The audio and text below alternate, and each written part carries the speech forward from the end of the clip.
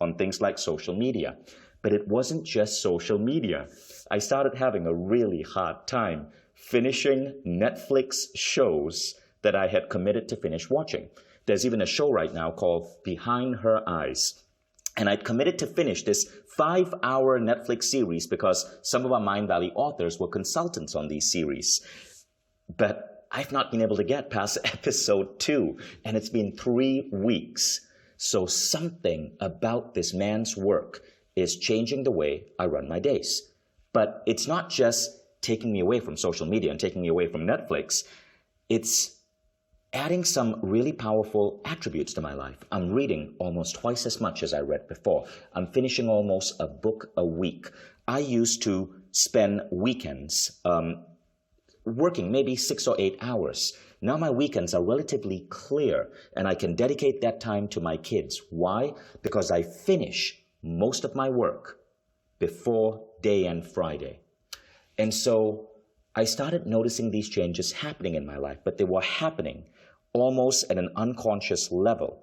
And that is the true genius of Nir Eyal. So you're in for a treat today, because if you want to learn to be indestructible, to be laser focused on what truly matters in your life, whether it is the quality of your relationships, or it's the time with your kids, or it's starting the next billion-dollar company, or it's getting that to that next level in your career, and if you're excited, and if you're hoping to be able to move away the things that no longer serve you, this next 1 hour or so with us is going to transform your life in deep ways. I'm excited you're here. Let's get started. Why is this topic so important right now? Well, here's something really interesting. I did a survey of a subset of my audience. We were doing a Zoom live. It was the middle of the pandemic. Over 1,200 people were live with me. And I asked people this simple question: what is the most important content we could bring you on Mindvalley? Now, mind this, Mindvalley covers 207 unique areas of human potential right now. 207. But can you guess what were the number 2 and number 1 most important content this group of 1,200 students wanted me to teach them? Well, the first thing was better focus. And I was puzzled. Wait, better focus? What about endurance? What about muscular growth? What about losing weight? What about manifesting? But no, it was better focus. And number 2 was overcoming overwhelm. What you're going to learn in this class is precisely those 2 things. And when I heard this from my audience, I decided to go out there and find the best teacher I could. And this is why you're here with me today and Nir Eyal. So let's introduce our author today, Nir Eyal. Nir is a former lecturer in marketing at the Stanford Graduate School of Business and Design School. He started and sold 2 technology companies. This man is a legend in Silicon Valley. In fact, when many of my programmers heard that he was going to be our newest Mindvalley author, they flipped out. But Nir, at one point, was clinically obese. He was getting distracted from the things that he needed to focus on. Today, he's in the best shape of his life. He's written 2 New York Times bestsellers, and he's become one of the world experts in helping people develop the power of focus, develop the right habits, and become indestructible. In fact, he coined that word. Nir's results have been backed by peer-reviewed studies that have appeared in dozens of academic journals. Nir is so powerful at his craft that he now consults companies on how to build habit-forming products. In fact, I first got acquainted with Nir when I attended Nir's Habit Summit in San Francisco in March 2018. Because as I was developing Mindvalley's learning app, I wanted to understand all the best practices that can make learning sticky. And that's when I understood how powerful these man's ideas are. So many apps that you use today, so much research that you read about today was inspired by his mind. People pay Nir close to $3,000 an hour just to get on a call with them to help them optimize their life. And what you're getting here is a powerful dose of some of Nir's best ideas and practices. You'll be able to directly implement this in your life. Or you might decide to go deeper and plunge into Nir's program on Mindvalley. But of course, the best evidence of a person's ability to teach is their students. So check out what these people say about Nir Eyal. The tips are absolutely amazing. I love how Nir actually, throughout the complete quest, leads you step by step to get to this beautiful breakthrough at the end. And not only getting things done, I'm on fire.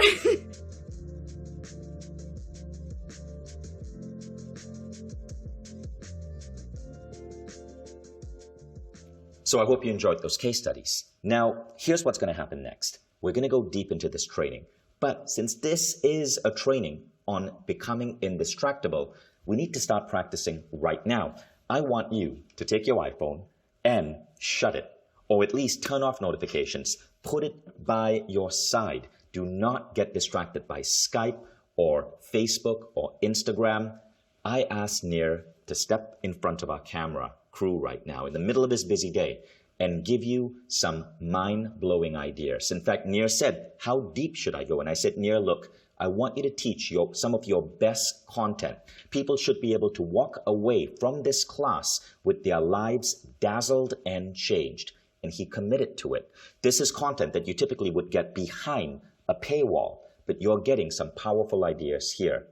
But because Nir is going to give you his best, I'm asking you to give us your best. Commit to going deep with us, to taking notes, to taking action. In short, don't be a dabbler. Don't just sit there, listen, and then go back to your regular life. Commit and write down in your journal as you're learning the key action steps that you're going to put in place, the behavior changes, the new habits. And many of you at the end of this class are going to enroll in the full program with Nir Eyal on focus and indistractability. Nir's program in Mindvalley delivers some unique outcomes. These are 5 things we're going to be talking about today. And to understand just how much you are growing, I want you to first ask yourself where you stand in these 5 areas. Now, the first statement is time management. How true is this for you on a scale of 1 to 5? I consistently operate and run my life based on the most cutting-edge principles of time management. The next is improving focus. Rate yourself on a scale of 1 to 5. I am laser focused and know exactly what I need to do to improve the quality of my life and my career. The third is better habits and routines. I know the difference between habits and routines and know when to use the right tool for the job. Number 4, overcoming distraction. I don't let distraction get in the way of me living out my values. And the 5th question is this. It's on being fully present. Rate yourself on a scale of 1 to 5. I rarely struggle with being fully present with the people I love. So now it's time to bring on our guest today, Nir Eyal. Nir, welcome. Thank you so much, Vishen. So great to be here with you. Nir, first, give the audience some context. I understand that you're not in San Francisco right now. You're in Singapore. I am. Yes, I'm in Singapore. I love it here. My family spends the winters out here, and this year we spent a little extra time. So, yeah. So, Nir, firstly, thank you for the amazing impact that your program has had on my life. But it's really allowing me to become so super optimized at the things that matter. And I realized it this weekend. This weekend on Sunday was probably the Sunday in the longest time that I was fully present with my kids. And in fact, in that act of being fully present, I did something that I've always wanted to do, but I could somehow never find the time for it. I was able to teach my 7-year-old meditation. And I know it seems weird, right? But the thing is, I was always busy. I always had other things to do. And if you try to teach a 7-year-old meditation, you know that you need extreme patience. But I did it this weekend, literally 2 days ago on a Sunday. And so just want to express gratitude. That last statement, being fully present, that is something that I found has really been amazing for me as I've learned from you. Vishen, I'm so thrilled that the program has benefited your life. It means so much to me. And I want people to know out there that I did this research over the past 5 years. Even though I'm so happy they're benefiting from it, I did this research for me. that I didn't write the book because I had the answers. I did this program and I did my 5 years of research because I needed the answers. As you mentioned, I used to be clinically obese. Today, I'm in the best shape of my life at 43 years old. I used to be constantly distracted at work, and today I'm more productive than ever before. I used to constantly check my phone when I was with my daughter or my friends and my family members, and today I have a better relationship with than ever, simply because I do what I say I'm going to do. I am fully present when I say I will be, and that has repercussions on every area of my life. So what inspired you to get into this work? Yeah, so for me, it was a very memorable instance, one day of my life, when I really had to reconsider my own relationship with distraction. That I remember I was with my daughter one afternoon, and we had this perfect day planned. And I remember we had this book of activities that daughters and daddies could play together. You know, things like folding paper airplanes and seeing who would win in a contest, and Sudoku puzzle and things like that. And so I remember one activity in the book was something that I'll never forget. There was a question in the book that we both had to answer to kind of learn more about each other and bond a little bit. And the question was, if you could have any superpower, what superpower would you want? And I remember that question verbatim, but I can't tell you what my daughter said, because in that moment, for whatever reason, I don't remember why, I started checking my device, and by the time I looked up from my phone, my daughter had left the room. She'd gotten the message that whatever was on my phone was more important than she was. And I'll tell you a funny anecdote here, a quick story, that I actually told what had happened to a friend of mine. And we have daughters of similar age, and so he decided to ask his daughter what superpower she would most want. And she said the power to talk to animals.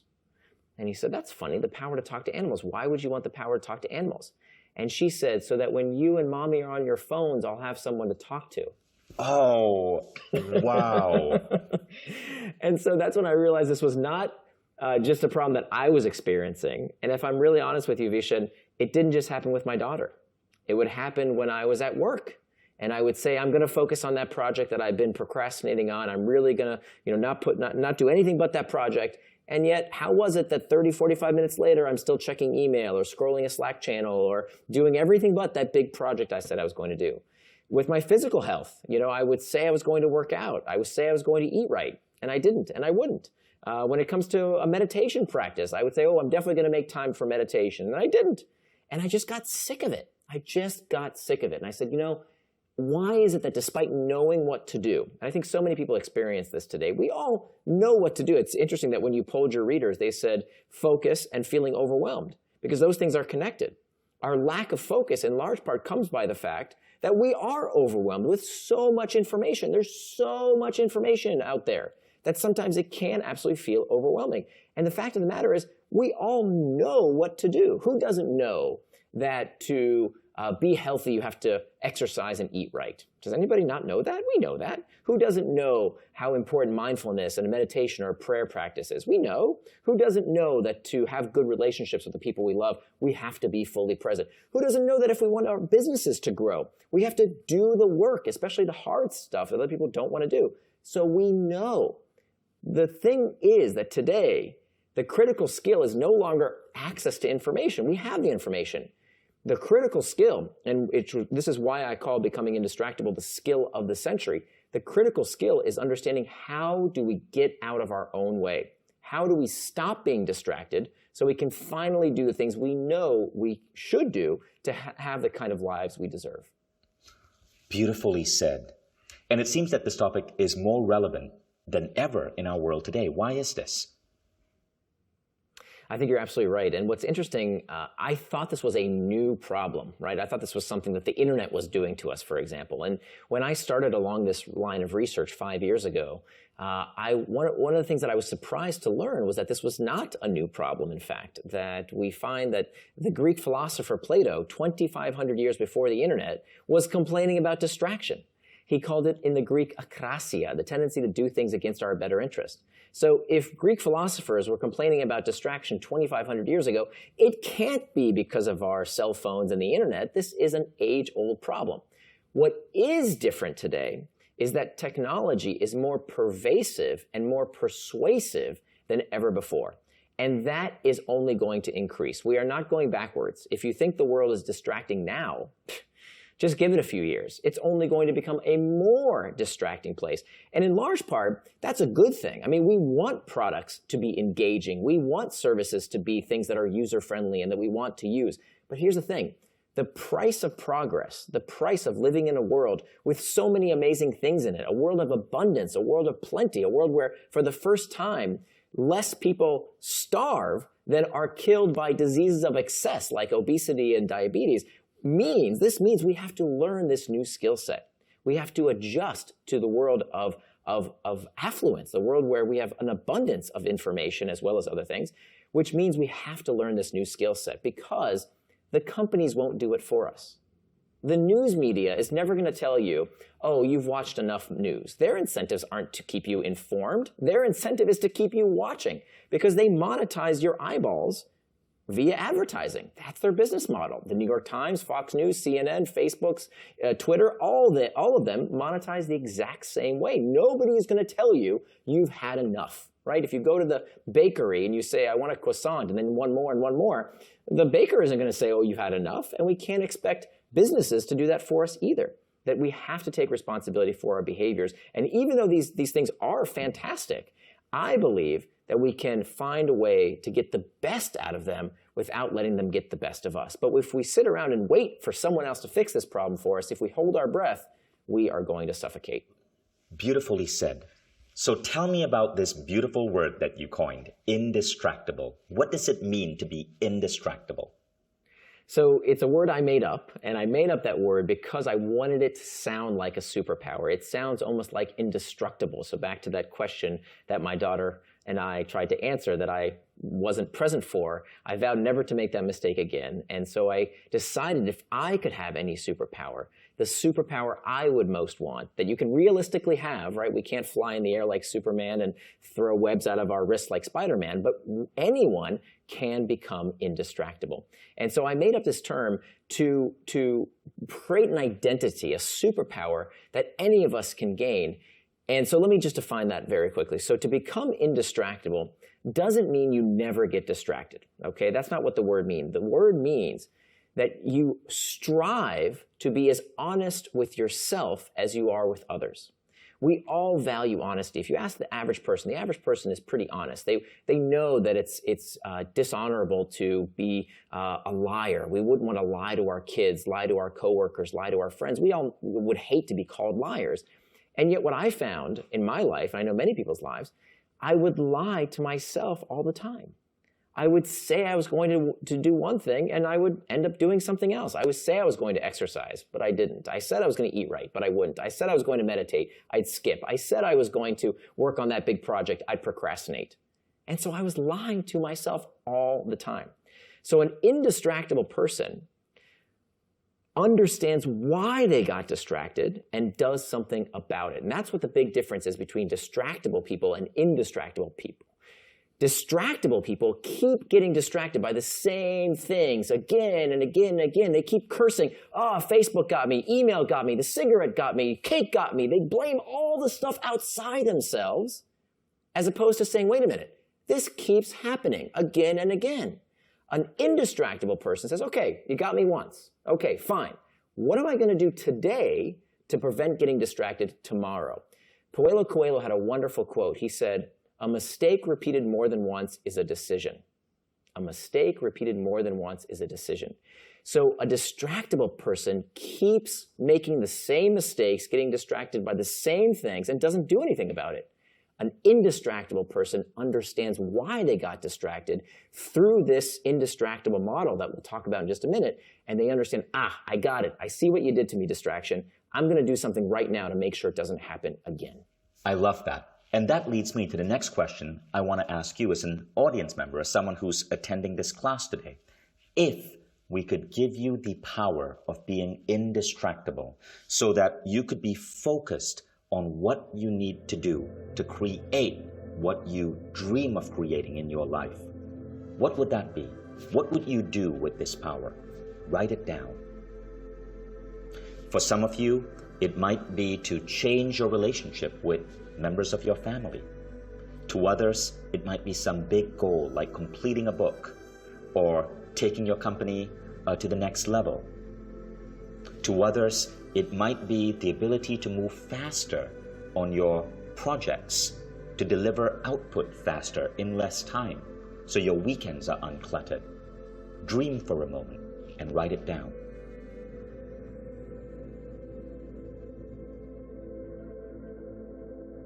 So Neil, let's get started.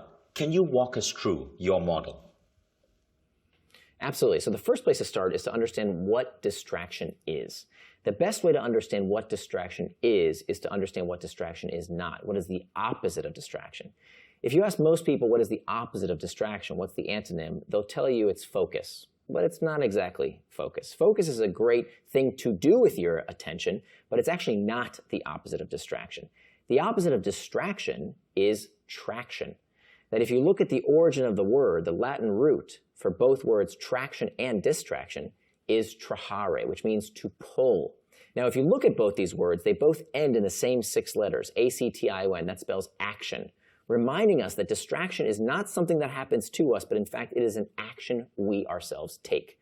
So traction, by definition, is any action that pulls you towards what you said you were going to do, things that you do with intent, things that help move you closer to your values and help you become the kind of person you want to become. Those are acts of traction. The opposite of traction is, of course, distraction. Distraction is any action that pulls you further from your goals, that pulls you further away from your values and further away from becoming the kind of person you want to become. So this is really important. This isn't just semantics. Here's why. Any action can be traction or distraction. Let me explain. My daily routine, when I would head into the office and I would sit down at my desk and I would say, okay, I've got that big project I need to work on. I really need to sit down. I'm not going to procrastinate. I'm going to get started right away. Here I go, right now. But first, let me just check some email for a quick sec, right? Let me just scroll that Slack channel. Let me just catch up on whatever is going on in the news. Or, I need to do those things. They need to happen anyway, right? I need to do this thing for work. I need to check that easy thing to do off my to-do list real quick. Let me just get started on that stuff first. And what I didn't realize was that that is the most dangerous, pernicious form of distraction. The distraction that tricks you into prioritizing the urgent and the easy stuff at the expense of the important and hard work that we have to do to move our careers and our life forward. So anything can be a distraction. And so we have to be very careful. Just because something is worky doesn't necessarily mean it's not a distraction. Anything that is not what you plan to do with your time is by definition a distraction. Conversely, anything can be traction. Right? So I'm not one of these chicken little tech critics that you hear these days that says how technology is melting your brain and it's hijacking everybody's minds and it's addicting everyone. Listen, I've spent the past 5 years researching this topic, and that is silly. It is not true. That in fact, it's so disempowering to tell people that they're powerless to resist technology. Now, don't get me wrong. These technologies are designed to get you hooked. My first book was hooked. I know all their tactics and tricks. And I can tell you their techniques are good. They're not that good. This isn't mind control. We are much more powerful than they are if we believe that we are. So I'm not here to tell you, stop scrolling social media. Quite the opposite. If you want to check social media, do it. I'm not here to tell you not to play video games or to do whatever it is you want to do with your time. I want you to do those things, but I want you to do them on your schedule and according to your values, not someone else's. Because the difference between traction and distraction is one word, and that one word is intent. The time you plan to waste is not wasted time. So now we have traction and we have distraction. Now, what prompts us to take these actions? We have 2 kinds of triggers. We have what we call external triggers and internal triggers. External triggers are the usual suspects, the pings, the dings, the rings, anything in our outside environment that can lead us towards traction or distraction based on whether it serves us or we are serving the external trigger. So if I get my alarm clock goes off, that's an external trigger reminding me, hey, it's time to get up and start my day. That's serving me. That's a good external trigger that led me towards traction. But if the external trigger is taking me away from being someone I love very much, as it did in the case of being with my daughter, well, now it's leading me towards distraction. I am serving it. So those are the external triggers, and we can get back to what we can do about those external triggers in just a bit. But it turns out, this blew my mind, that in fact external triggers are only 10% of the reason we get distracted. Do you know that? Only 10% of the time that we check our phones, studies have found this, do we check it because of a ping, ding, or ring. So what's the other 90%? The other 90% of the time that we get distracted, the other 90% of the time we check our phones, is not because of what's happening outside of us, but rather what's happening inside of us.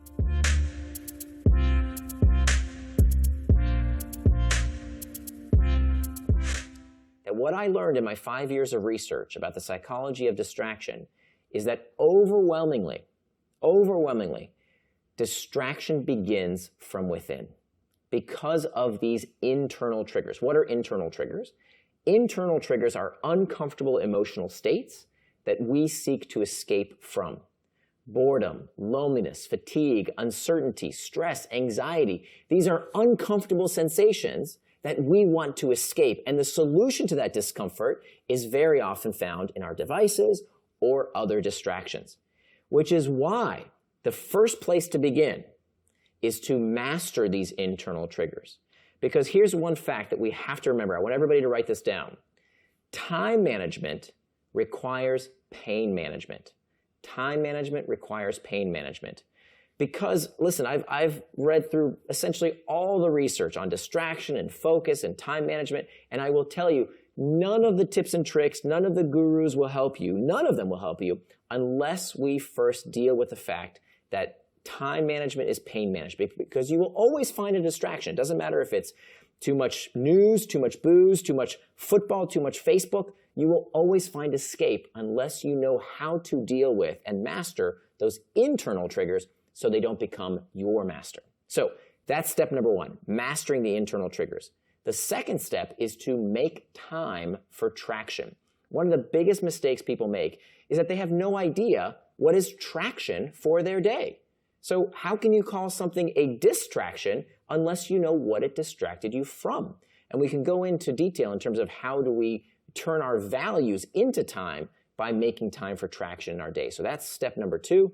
Step number three is now hacking back those external triggers. They're a small part of why we get distracted, but they're no less annoying. The superfluous emails, the meetings that are nothing but a big waste of time, Slack channels, news feeds, all of these things, we can go systematically through every single one of these. Oh, our kids, right? We love them to death, but our kids can be incredibly distracting, especially for those of us who work from home. We have to learn how to hack back those external triggers too. And then finally, the fourth and final step to becoming indistractable is to prevent distraction with pacts.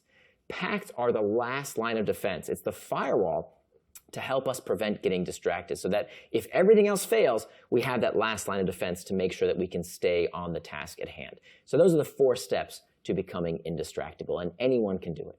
Thanks, Nir. So let me recap this for the audience. We're talking about the 4 steps to become indistractable. Step 1, master internal triggers. Step 2, make time for traction. Step 3, hack back external triggers. And step 4, prevent distraction with pacts. Now let's go on to step 1, mastering our internal triggers. Perfect. Yeah. So this is the first and most important step because as we talked about earlier, time management requires pain management. We have to understand what are these uncomfortable internal triggers that we seek to escape. So before we can talk about distraction, we have to talk about motivation, about why do we do everything we do. And most people think that motivation is about carrots and sticks. We've kind of all heard this trope before, right? It's about the pursuit of pleasure and the avoidance of pain. And some very smart people have believed this. Jeremy Bentham talked about this. Sigmund Freud talked about it. He called it the pleasure principle. Well, we now know today, neurologically speaking, it's not true. That everything we do is not about the pursuit of pleasure and the avoidance of pain, but rather everything we do, we only do for one reason only. And that is the desire to escape discomfort.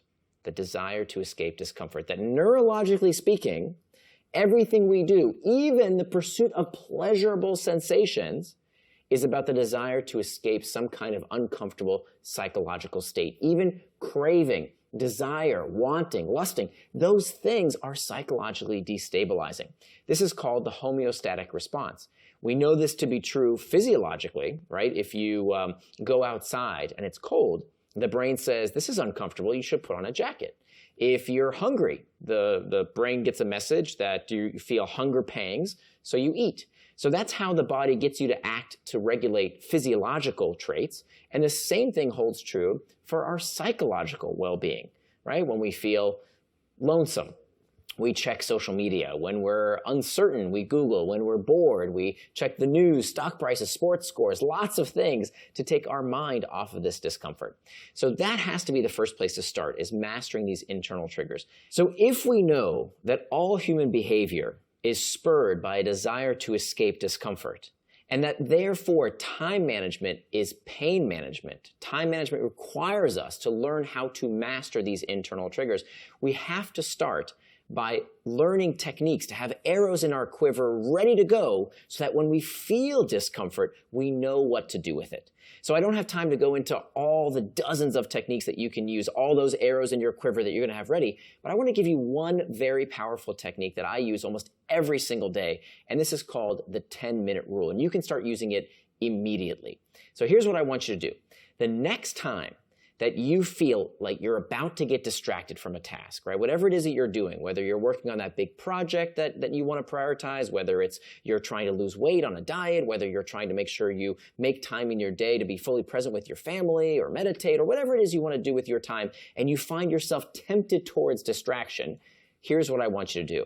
I want you to set a timer for 10 minutes. Okay, it can be any kind of timer. You can even use your phone if you want and tell your phone, set a timer for 10 minutes and put your phone down. And here's what I want you to do. You have a choice to make. You can either get back to that task at hand, whatever that task might be, or I want you to do what psychologists call surf the urge. Surfing the urge acknowledges that these uncomfortable sensations are transitory. They're like waves. They crest and then they subside. You know, when we feel angry or lonesome or anxious or stressed or whatever the case might be, we feel like we're going to feel that way forever, but that's never the case. And so if we can give ourselves just a few minutes to surf that urge, like a surfer on a surfboard, and we talk about in the course how to have a new dialogue that you can talk to yourself with self-compassion while you're surfing that urge, what you will find is that 9 times out of 10, when that timer goes off, you'll be right back at that task at hand. You won't even feel that discomfort that led you to look for a distraction. So that 10-minute rule is something I use every single day when I need to do the hard work of writing, and it's just as effective if you're trying to avoid eating that dessert you're trying to avoid or smoke the cigarette you're trying to quit, whatever the case might be, any distraction, telling yourself, not necessarily telling yourself no, because we know abstinence can oftentimes backfire. What you want to say instead is not yet. So don't tell yourself no, tell yourself not yet, set that timer for 10 minutes and see what happens. And of course, what you're doing here, this reason this technique is so effective, is that the 10-minute rule over time is going to become the 11-minute rule and the 12-minute rule and then the 15-minute rule and the 20-minute rule. And what you're going to do on your path to becoming indistractable is building the kind of self-efficacy that you need to prove to yourself that you can keep your word, that when you say you're going to work on something, that's what you do. When you say you're not going to do something, you're not going to do it. This is how we become indistractable, by mastering the internal triggers. I love that. That's amazing. So step 1 is master internal triggers. And the technique that we want to use there is the 10-minute rule. That's incredibly useful. Let's go on to step 2. Sure, and just to be clear, this is one of dozens of techniques. The 10-minute rule is just one of many, many that we can use. But just for the sake of time, let's make sure we talk about the next step to becoming indistractable, making time for traction. Now, this comes from a central principle we all need to understand, that if you don't plan your day, somebody is going to plan it for you. That there's no coincidence that we talk about time like we talk about money. Right? We make time for people in our life. We spend time just like we spend money. We pay attention just like we would pay with dollars and cents. And so we need to start treating our time at least as much of as a valuable commodity as we would with money. That in fact, I think we should be generous with our money, but very stingy with our time. Why? Because we can always make more money.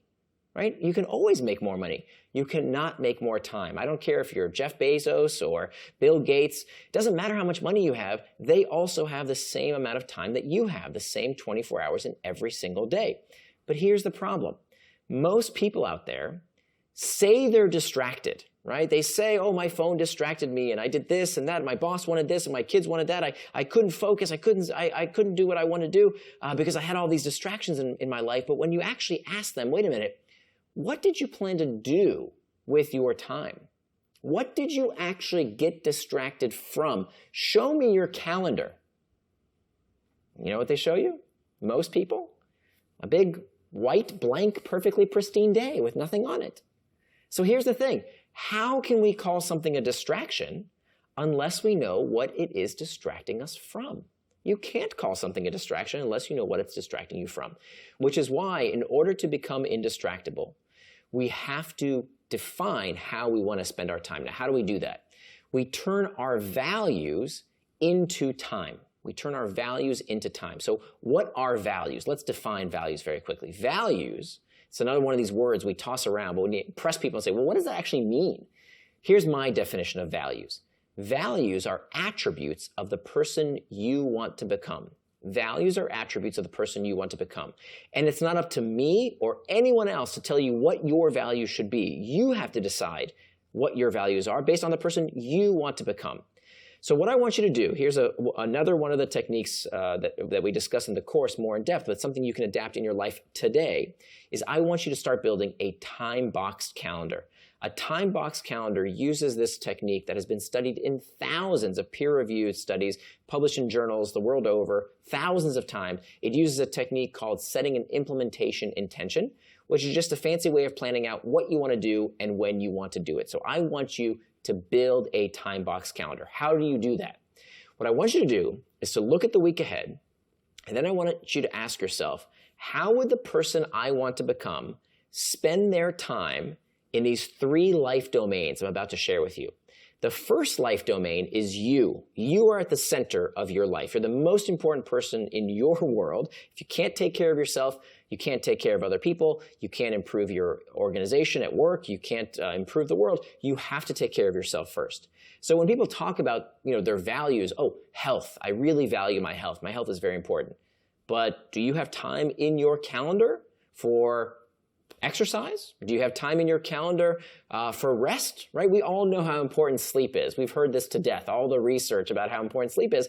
How many of us have bedtimes? For years, I used to tell my daughter, you have to get to bed on time, but I was a hypocrite because I didn't have a bedtime.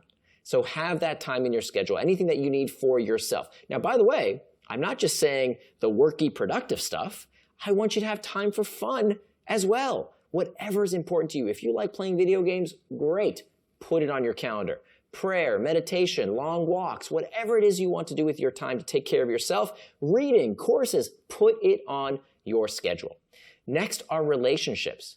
Part of the reason we have a loneliness epidemic in the industrialized world these days is because people don't make time for relationships like they used to. As society became more secularized, we don't have the church group, the Kiwanis Club, the bowling league that we used to have regular interactions with people. So put that time on your calendar as well. And then finally, in the work domain, ask yourself, how would the person I want to become spend their time at work? What most people do is they spend almost all their time at work doing what we call reactive work. Reacting to emails, reacting to notifications, reacting to taps on the shoulder, reacting to meetings, and they run around all day long going real fast in the wrong direction because they have no time on their calendar for what we call reflective work. Reflective work is the kind of work that can only happen when we work without distraction. Strategizing, planning, being creative, thinking has to be done without distraction. So put at least some time in that time box calendar for thinking time, for time to work without distraction. And I'm not saying all day, but some amount of your time, 20 minutes, 30 minutes, maybe 45 minutes, to think in peace, in quiet, so that you can make sure that you're planning your life in a way that you want it to go, as opposed to spreading your attention and time anywhere other people want you to spend it. Nir, this is so fascinating because I realized there's something else happening here. Correct me if I'm wrong, but when you create this time box calendar, you're literally giving yourself a set amount of time to get something done, right? No. No. Quite the opposite. I don't want you to get things done. I don't want you to get things done. What do I mean by that? One of the things we talk about in the course is why to-do lists are one of the worst things you can do for your personal productivity. If you measure your life every day by how many cute little boxes you checked off your to-do list, you have already made a cardinal mistake. Why? Because to-do lists have no constraints. They have no constraints. I want to do this, I want to do this, I want to do this, like a mile long. And I've never, in all my years of research, met anybody who always finishes everything on their to-do list. And yet we keep using this stupid technique thinking we're broken, and really it's the technique that's broken. So as opposed to measuring your life based on how many things you got done, stop that. Measure yourself based on one metric alone, and that is, did I do what I said I was going to do for as long as I said I would without distraction? That's it. I don't care if you finish. It's not about being done with the task. It's about doing it for as long as you said you would without distraction. Why? Here's the kicker. If you come home from work every day and you still think in the back of your mind, oh, I didn't finish all those things on my to-do list, what does that do to your self-image? Day after day, week after week, month after month, year after year, you're reinforcing your self-image of someone who doesn't do what they say they're going to do.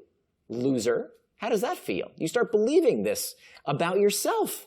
It's terrible. And by the way, I did this all the time for years. I was a to-do list devotee, and I know this path very, very well. As opposed to when all you do is measure yourself based on your ability to work without distraction. Did I do what I said I was going to do for as long as I said I would without distraction? Now, with every time box, I'm reaffirming my identity as indistractable. Whether that's 30 minutes, an hour, it doesn't matter.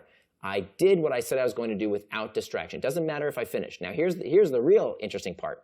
Studies have found that people who measure themselves based on their ability to simply work without distraction, whatever it is that they do, finish more. They actually do more. They get more done than the people who keep the to-do lists. Beautiful. I love that. So I actually want to show you my calendar, Nir, to get your feedback. This is what my calendar looks like for about a month from now. Okay, so I always block out an hour in the morning called my Mindvalley hour, and that's where I dive in deep on Mindvalley programs. Today I was going through your program during my Mindvalley hour. Then I have segments for deep work, and then so I have deep work time blocked off, and then I have scheduled meetings that occur on a repeated basis with various divisions of my team. What would be your feedback here? Like, is this generally a good practice of what I'm doing here? But there's very little empty time. I only keep a few slots open for phone calls. So that's terrific. So it could be that even the time that you have that's not booked, it is booked because it's for phone calls, it's for admin duties, it's for that what we call reactive work time that all of us have in our day. We all do need to respond to emails and take meetings and phone calls. That certainly needs to be time in your day. But what I'm proud of you for doing here is putting down and protecting that time for reflective work. That if that time isn't accounted for and religiously defended, somebody else is going to eat it up. Right? Something in the news, something your colleague wants, somebody's going to eat up that time unless you define in advance how you will spend it. The only thing that I would add, and I didn't get a very good look at your calendar, but I would make sure that you also have time for yourself in there, right? Like if you like watching movies on Netflix, put that time in. Time with your friends. Have that time. Do you have time to call your parents, your siblings, your buddies? Have that time to invest in your relationships as well as making sure you invest in yourself. Probably the one thing that most concerns me is that I didn't see a bedtime in there. So I would encourage you to maybe consider putting in a bedtime because I know people like you and me, we can keep scrolling and checking and pecking, and that can sometimes come at the cost of our sleep. That's really true. But now, what I showed you was my work calendar. I also have a personal calendar where I have my gym time, my time with my kids, and my bedtime. I religiously get 7.5 hours of sleep every night. But the reason I wanted to show that is because my calendar is booked, and after the phone calls I put in through my scheduling software, my calendar was booked. When I show it to people, they're like, oh my God, you're so busy. But actually, I don't feel busy at all. I'm just fully optimized. At every hour of every week, I know exactly what I need to be focusing on. Right. And you know what's interesting, Vishen, that like you, many high-performing people that I interviewed over the 5 years of writing this book, they feel the same way. You know, people tell them, oh, you must have so much willpower to follow such a rigid plan. And it's exactly the opposite. The people that I interviewed who were indistractable, the people who got superhuman amounts of work done and yet still had a great relationship with their family and still had six-pack abs, they didn't feel like they were spending any willpower. It wasn't willpower at all. It was a system. It was a routine in place because they didn't have to think about what to do next. It wasn't, oh, do I feel like going to the gym? No, gym time is right there. That's always when I go. Or do I feel like making those sales calls? I'm so glad you said that because most people do it the opposite. They have a to-do list. By the way, I gave up a to-do list ages ago. It just made me feel bad about myself. I do not have a to-do list. I stopped using all of those little tools and widgets on my iPhone that were built around this outdated idea of the to-do list. So for those of you who are watching, I hope you learned something really powerful here. I used to live opposite to what Nir just suggested. This act of making time for traction completely changed my life. And no, I do not have a to-do list, and I'm one of the most productive people you'll ever meet. So I want to encourage you to, if you've been doing it in a different way, I want to encourage you to have an open mind and try this new approach. Yeah, so I'm not rallying against keeping a to-do list per se. I want to be very precise here. I'm rallying against running your life on a to-do list. If you ask yourself, what should I do? And your default is to look at your to-do list, that's where the mistake is made. Because just to put it on a piece of paper or in an app, that's very good. But don't skip the most important step, which is making time for those things. Because if you just have a long to-do list, chances are it's never going to get done. Beautiful. Thank you. So I hope you're enjoying this so far. But we're not done yet. We're now going to go to part 3, which is hacking back external triggers. I'm currently in Nir's program in Mindvalley. And the ideas I learned in this section, and of course he goes so much deeper in the full program, these ideas are part of the reason why my friend had to remind me and check in with me because she was no longer seeing me on Instagram. Pay close attention here because what you're going to learn may be a little bit counterintuitive, but they're going to have a dramatic impact on your life. Nir? So the most important question when it comes to hacking back external triggers is to ask ourselves, is this trigger serving me or am I serving it? So I'm not anti-tech. I love my technology. I use it all the time. I'm on Instagram and LinkedIn and Facebook and Twitter. I love all these platforms. They're wonderful. There's no way I would be connected to so many important people in my life were it not for these technologies. Here's the thing. I have to ask myself with each one of these external triggers, with each one of these pings and dings in my life, is that external trigger serving me or am I serving it? If I have time on my calendar, which I do, for social media, awesome. There's nothing wrong with going on Instagram or Facebook or whatever social media site you want to use. That's absolutely fine, as long as it's done with intent. Per our last discussion on on making time for traction, if it has time on your calendar, it's not a distraction, it's traction. But what about all those other external triggers? What about the external triggers that don't serve you, that lead you towards distraction rather than traction? What do we do about those? Well, here we've got all kinds of external triggers that may not serve us. We, of course, have email. We have the boops and buzzes on our phone. We have superfluous meetings. We have our news feeds. We have online content. We even have our kids can be a total source of distraction. So how do we make sure that we can stay on task and move towards traction rather than distraction? So this is where we have to get very systematic about each and every one of these external triggers. So Vishen, I'll invite you. Is there one particular external trigger that you find to be something that tends to lead you towards distraction? Because there's, I think, about 8 or 9 that we cover in the course, but we don't have time to go through all of them. Well, I think for me, and it's been reduced significantly since doing your program, right? But to me, it was Instagram. Yeah, that's what got you. So number one, it was making sure that you master the internal triggers. That seems to be the biggest draw for people is, well, what do I do with my hands right now while I'm, waiting in line at the grocery store? Or what do I do when I'm bored? What do I do with when I'm feeling lonely? How do I connect? And so knowing that that's perfectly fine, that's okay, but not at the wrong time, right? Doing it on your schedule. So that's where mastering those internal triggers is super important. Having time on your schedule is super important. And then when it comes to hacking back, the reason I use that term, hacking back, what does hacking mean? To hack something means to gain unauthorized access, right? So a computer hacker would hack into your bank account to try and gain unauthorized access to your money. Well, it's pretty clear that these media companies, not just social media companies, but all media companies, whether it's the New York Times or Fox News or CNN or BBC, they all make money by hacking your attention. They sell your attention to advertisers for the highest price. They're all in the same business model.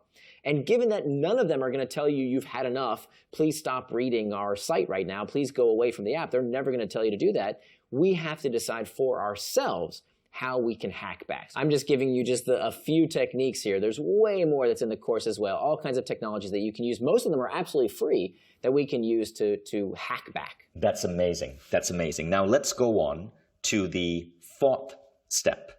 Yes, okay. So the fourth and final step to becoming indistractable is to prevent distractions with pacts. Now, pacts are one of the oldest techniques that I describe in my book. The first known instance of someone making a pact comes to us from the story of Ulysses. Now, the story of Ulysses was written by the philosopher Homer 2,500 years ago. It's the story of this Greek hero who has to sail his ship past the island of the Sirens. Now, the Sirens are these magical creatures with this song that any sailor who hears the siren song crashes his ship onto the shore of the Sirens Island and dies. Now, Ulysses knows this is going to happen, and so he does something today. He makes a pact with himself and his crew to prevent doing something he will later regret, prevent getting distracted later on. What does he do? He tells all his crew members to put beeswax in their ears so they can't hear the siren song. And he instructs them to bind him to the mast of the ship so that when the ship passes by the Sirens Island, no matter what he does, no matter what he says, he won't be able to free himself from the mast of the ship. And you know what? The plan works.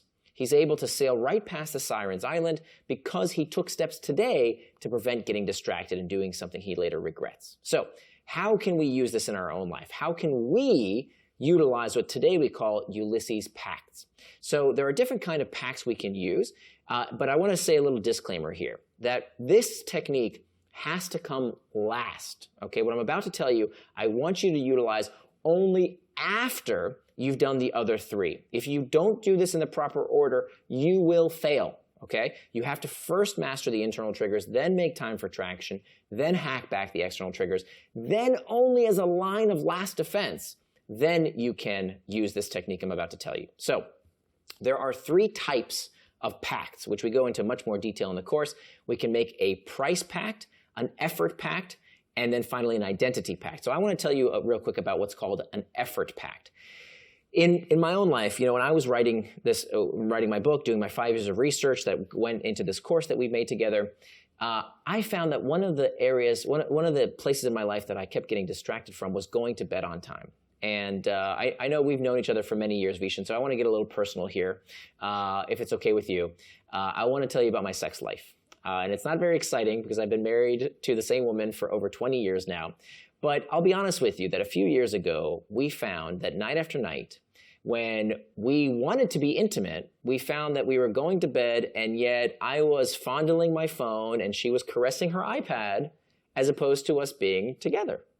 And so as I was in the process of doing this research over the past 5 years and learning about the deeper psychology of distraction and learning about how amazingly effective making a pact can be, I decided to implement one of my favorite techniques called an effort pact. And so what did I do? I went to the hardware store and I bought us a $5 outlet timer. Now this little outlet timer, you plug into the wall and whatever you put into it will turn on or off or at any time of day or night that you set. And what did I plug into it? Our internet router. So every night at 10 p.m. till this day, when 10 p.m. strikes, the internet shuts off. Now, could I turn the internet back on? Of course I could. I could go under my desk, I could fiddle with this thing, I could unplug it, replug it, but that takes effort. And I've made an effort pact with myself to remind me that, you know what, is this really aligned with my values? Do I really need to check that one more email? Do I really need to scroll the social media channel? Do I really need to watch Netflix past 10 o'clock? No. You know why? Because my values are that I take care of myself with proper rest and that I spend some time with my wife every night, right? That's part of my value system. So by having that effort pact as the last line of defense, by the way, we also mastered the internal triggers, made time for traction, and hacked back the external triggers. But if everything else fails, I know that I'll have that effort pact in place. And here's what's so great about it. Over time, we've done this for over 3 years now, we don't even really need it anymore. Because now everybody in the household knows, oh, 10 o'clock is coming, better finish up whatever you're doing because the internet's going to shut off soon. And so we've trained ourselves through this pact to create this new routine around a technology that used to be very distracting. Now we all know that we want to live according to our values based on this pact that we've made. Let's talk about price packs. Price packs is when there's some kind of financial disincentive to getting distracted. And this actually, I learned this technique from the most successful smoking cessation study in history. The most successful smoking cessation study in history. Here's what they did. It's a fascinating study. They had 3 groups of people. One group was the control group. One group of people, they said, if you don't smoke for 6 months, and they tested these people with a urinalysis test to make sure that they weren't lying, but they said, if you don't smoke for 6 months, we will give you $650. And here's all the tools that you could use to quit smoking. Nicotine gum and patches and all the standard stuff. You have all this stuff free, and you win $650 if you don't smoke for 6 months. The first group, by the way, was a control group, people who wanted to stop smoking, but they didn't do anything for them. So that was the control. The third group, they said, you can have access to all the same stuff, but we're not going to give you $650. We're going to give you $450, but you have to put in $150 to participate in this study, and if you don't smoke, you get the $150 back. So they actually won less money, but they had to put some skin in the game. They had to put a price to falling off the wagon and smoking within 6 months. That third group was the most effective smoking cessation study we have ever seen. Just by putting some we think, oh, nicotine is so addictive, it's something you just can't stop. No, it turns out only $150 can make a lot of people stop smoking if there's something at stake. So I don't smoke, but I utilize this same principle. Here's what I did. So as I mentioned in the very beginning, I used to be clinically obese. And I always hated exercise, hated it. I remember I had friends who would run a race and they'd say, oh, I got a runner's high, I love it so much. I don't know what they were talking about. I always hated exercise. It was sweaty and gross and hard. I just never liked it. But one of my values was to be the kind of person who takes care of their physical health, and exercise is part of that. So what did I do? I made a price pact with myself. Okay, here's what I did. Every day when I wake up, I walk into my dresser, and on my dresser, where I get dressed, there's a calendar taped to the wall. And on that calendar, on today's date, is a crisp, fresh $100 bill. On the shelf above this calendar is a Bic lighter. And every day I've had a choice to make, as I have for the past 3 years. I can either burn some calories or burn the money. Every day. And I move that $100 bill every day. I've done this for over 3 years, Vishen. I've never had to burn the money. Why? Because I just do the push-ups or take a walk or do whatever it is that I said I was going to do for that day, because if I don't, I know I'm going to have to burn the money. And I can't give it away. I have to burn the money. But my goal, by the way, I don't have to go, kill myself in the gym. I just have to do 20 push-ups, take a walk, do something physical every day. So that little incentive to remind myself, no, either, I have that price pact that I made with myself. is what I call the burn or burn technique, and it's very, very effective. And today I'm proud to report at age 43, I'm in the best shape of my life. I got below 10% body fat for the first time ever. I can actually see my abdominal muscles, not because I'm, have incredible genes. No, I just do it consistently, right? Which is one of my life mantras that we talk about in the course: consistency over intensity. Right? The people who are on the treadmill of weight loss are the people who say, oh, I have a New Year's resolution. I'm going to, diet for the next few days. No, it's about consistency over intensity. It's about small action that we do every single day that gets us to our goal. This is such a powerful idea. And I take it, if you forget to exercise, and when you face the day with that $100 bill in front of the mirror, you could easily just get down and do 20 push-ups. And that's still easier than lighting a $100 bill. Of course. And remember also, it comes after the 3 techniques. If you just jump to this technique without doing the other 3 things, you will fail. Why? Because when you think to yourself, oh, I don't really want to do it, I don't feel like doing exercise, that's the internal trigger, right? And if you don't know how to deal with those internal triggers, you will not succeed. So you have to go in order. But as the last line of defense, after you've mastered the internal triggers, after you schedule the time for whatever task you want to do, after you've hacked back all the external triggers, then this technique is the last line of defense, the firewall that makes sure you do what you say you're going to do. Amazing. And now in terms of packs, there's a third type of pack, which is an identity pack. Can we talk about that? Right. Absolutely. So the identity pact is surprisingly the most powerful of the 3. So we talked about effort packs, very powerful. Price packs, also pretty darn powerful, right? When you have that financial disincentive. But believe it or not, identity packs are even more powerful. An identity pact is when we have some kind of moniker, a noun by which we describe ourselves that helps us stay in line. Now, this came to me from exploring the psychology of religion. That we know that when people have an identity, a religious identity that they call themselves, they're much more likely to do what they say. So for example, a devout Muslim doesn't say, ooh, I wonder if I should have a glass of wine with dinner, because a devout Muslim does not drink alcohol. It is who they are. A vegetarian even doesn't say, oh, I wonder if I should have a bacon sandwich for breakfast. No, they are vegetarian. It is who they are. It is part of their identity. So when we have an identity, when we make a pact with ourselves and others to identify ourselves as being a certain type of person, we become much more likely to not even need willpower, not even need self-control. It is who we are, which is why the book is titled Indistractable, and this course is titled Indistractable, because it's all about having this moniker, this identity about who we are. So now, even if you don't take the course, it's okay. Anyone listening to the sound of my voice can say, hey, look, I am indistractable. I value my time and attention.